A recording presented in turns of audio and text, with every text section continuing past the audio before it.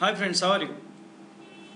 Hi friends, how are you? We are going to talk today about the second part of your fourth chapter of SS Literary Heritage of India.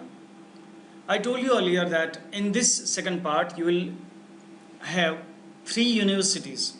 They are the ancient universities of India. आपने आज की universities सुनी होगी, लेकिन India में बहुत पहले से एंशियंट टाइम से बहुत इम्पोर्टेंट, बहुत बड़ी यूनिवर्सिटीज़ हुआ करती थी. उनमें से सबसे पहले बात करते हैं नालंदा यूनिवर्सिटी की. And it is situated in the Badgaon village of Patna district in Bihar. So it is in Bihar. So this Nalanda university give more importance to Buddhist and Jain traditions. And it is they became pilgrimage of Jains. मतलब pilgrim मतलब यात्रा स्थल बन गए थे जैन के लिए, क्योंकि महावीर स्वामी ने यहाँ 14 चातुर्मास, चातुर्मास मतलब 4 महीने पूरा फास्ट रख के पूजा करना, तो 14 चातुर्मास ऐसे 14 बार चातुर्मास महावीर स्वामी ने यहाँ पास किए थे. In the 5th century Kumar Gupta had led a monastery here. मतलब यहाँ आश्रम बनाया था कुमार गुप्ता ने. Since then the fame of Nalanda had increased. You can see in this picture, today it is in ruins. There were thousands of priceless treasures of manuscripts. मतलब यहाँ manuscript हाथ से लिखी हुई जो बुक्स है उनका खजाना है, ऐसा बोल सकते हैं. There was a pious place of Indian culture, और students were coming from different parts of India to study here. And the people from foreign countries also used to come. The great traveler Huan Sang had come here, and today you can see only the ruins of this university, but amidst the ruins you can see the glorious culture of India. So it was very important at that time. So one student who passed from Nalanda, he was considered ideal student. मतलब उसको एक आदर्श विद्यार्थी माना जाता था. During 5th to 11th century,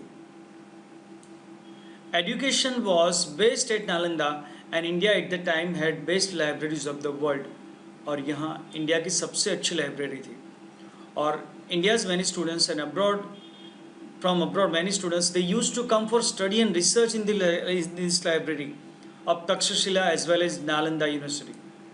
And Huan Sang had taken 657 books from here to China. मतलब Chinese culture also learned something from Indian culture. So Huan Sang, he had come in 17th century, and at that time there were 7 huge halls in this university, and there were 300 rooms for giving lectures, means taking classes. Special monasteries were built for dwelling of students. Dwelling मतलब students के रहने के लिए आश्रम बनाए गए थे specially. और यूनिवर्सिटी के सस्टेनेंस के लिए, मतलब यूनिवर्सिटी चलाने के लिए कुछ विलेजेस को डोनेट कर दिया गया था. मतलब वहाँ से जो भी टैक्स आता था ये यूनिवर्सिटी उससे चलती थी. Food and clothing facilities were provided free of cost to the students from the earnings obtained from those villages. और इसकी बुक रिपोजिटरी, जिसको हम लाइब्रेरी बोलते हैं, उसका नाम धर्मगुंज था. क्या नाम था? Dharmagunj. Please remember this. During 5th to 11th century, Nalanda was a reputed as well an esteemed center of education. Remember. Now we'll talk about the second university of the time, Takshashila. अब ये अभी कहाँ है? It is now at the Rawalpindi in Pakistan. It was first in India. It was the capital city of Gandhar region. Gandhar Naresh याद होंगे ना आपको? This university imparted education in 64 subjects. ऐसा माना जाता है कि पहले युद्ध में, पहले कोई भी राजा महाराजा जाते तो उनको 64 मतलब 64 आर्ट आने चाहिए. तो there were 64 subjects. Most of the students stayed in the ashram to practice with Guru. जीवक जो लॉर्ड बुद्धा के शिष्य थे, he had learned the lessons of Ayurveda here only. According to a belief, ऐसा माना जाता है कि ये यूनिवर्सिटी तक्ष के नाम से फेमस हुई थी. He was the son of Bharat, brother of Lord Ram, and he was born in Gurukul. He was born in Raghukul. So it was a renowned education center of 7th century. Students were free to study the subjects of their interest. In spite of the limit allotted 20 students per teacher. उस ज़माने में भी per teacher only 20 students were given. So that was good that they gave importance to education. Students from distant cities like Varanasi, Rajgriha, Mithila, Ujjain overcrowded the university. कहाँ से लोग आते थे? तो princes of Varanasi, Prasanajit and a king of Kaushal studied here. Also the great grammarian Panini, which we earlier discussed, he has written Ashtadhyayi. An expert politician Kautilya got education from this university. How interesting!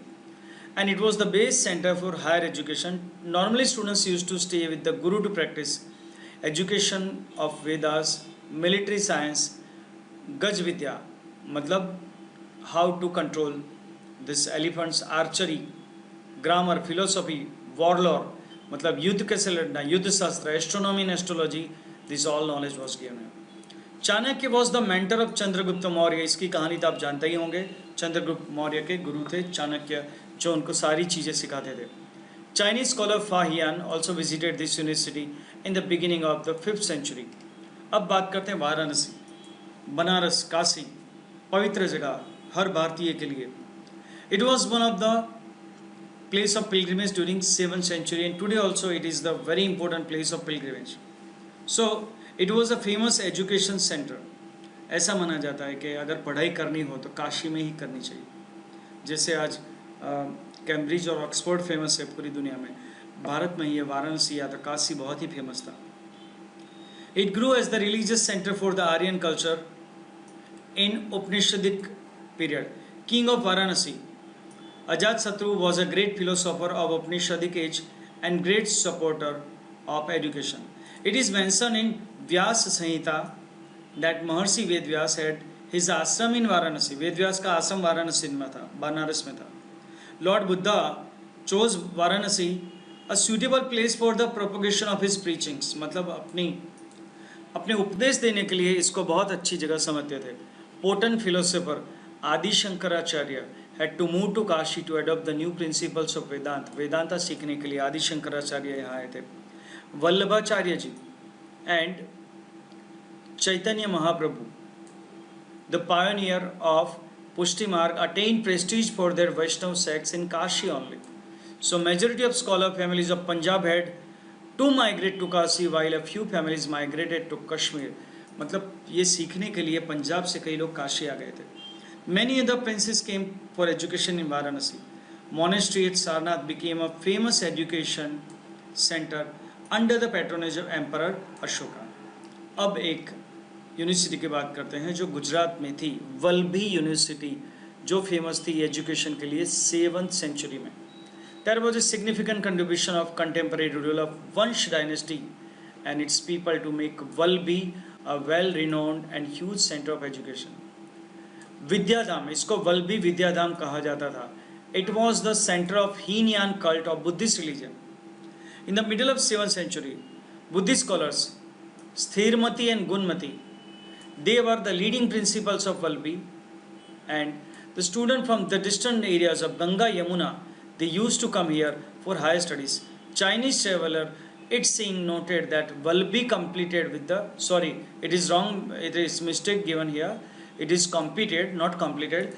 It competed with the famous education center of Nalanda, which was located at eastern part of India. मतलब वल्लभी और नालंदा के बीच एक अच्छी competition थी. Vallabhi was a capital and international port also. एक international port भी था from 480 AD to 775 AD. The ruler of Vallabhi belonged to Maitrak dynasty, and he had patronized education and university as well. It is also notable that royal people of Maitrak dynasty were not Buddhist, but they were helping the institution. In 775 AD, Arabians attacked, Maitraks were defeated, and university was unfortunately closed down. The name of famous scholars were written on the gate. Scholars, by showing their erudition, were getting higher rights in Rajya Sabha. Knowledge, worship, and particular system of education made the university famous not only in India but also in the world. Students from India and abroad used to come for education in this university. So it was an international university in the real sense. All the branches of knowledge were taught here. The maintenance of the university was done through a charity given by the kings and landlords. मतलब राजा और उमराव जो पैसे देते थे उससे university चलती थी. Actually, it showed the loyalty of the people towards the university. It was world-renowned University of India. Education for the knowledge of arts and science. So these are the very important universities of India, ancient India rather. So they are, first one is Nalanda, then Takshashila, then Varanasi, and then Valbi.